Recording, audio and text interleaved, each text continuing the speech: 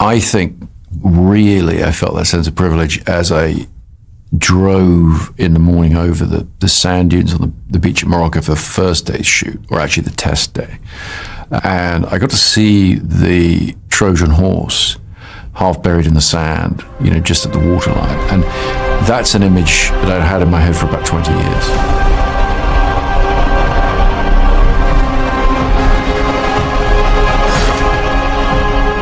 I've been briefly attached to direct Troy, which was David Benioff's script based on the Iliad, and he had included the Trojan Horse in that script. What is this?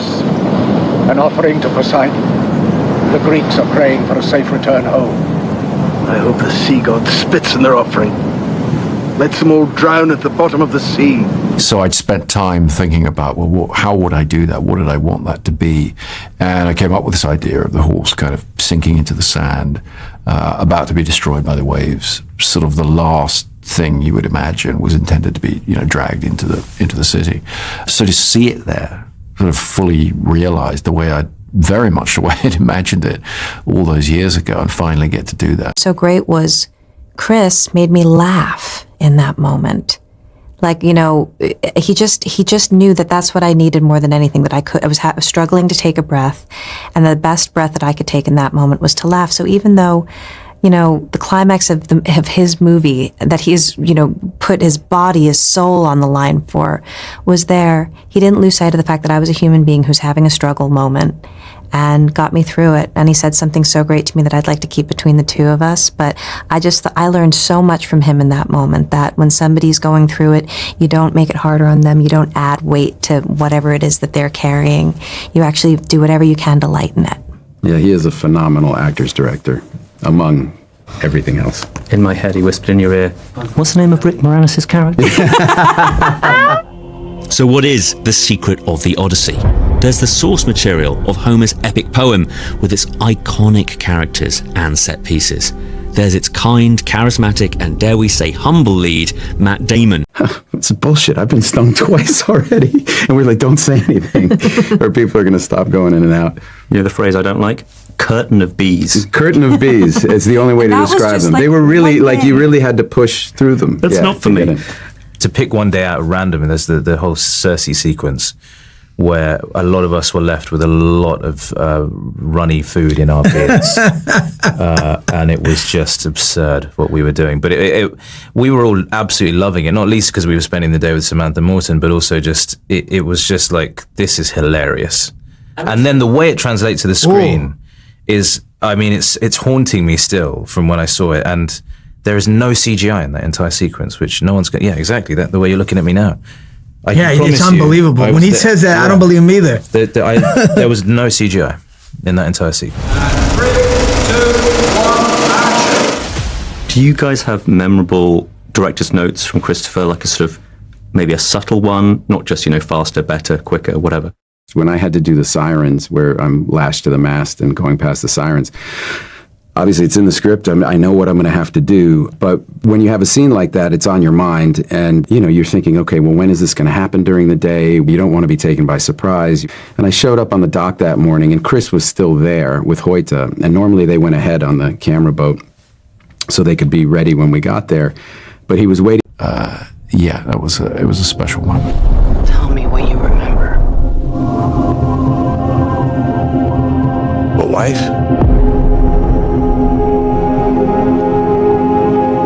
A son.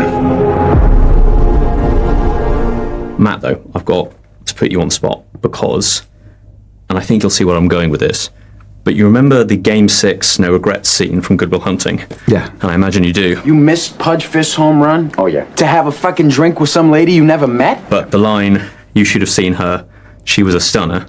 I don't care if Helen of Troy walked into that room. It's Game 6, yeah. She was a stunner. I don't care if Oh, no, she lit up the room. I don't care if Helen of Troy walks into the room. That's Game 6! That's manifesting. Yeah. I mean, nearly 30 years? Over 30 years, yeah. I just want to say how much I loved seeing this being announced, and you were Odysseus, no pressure, by the way.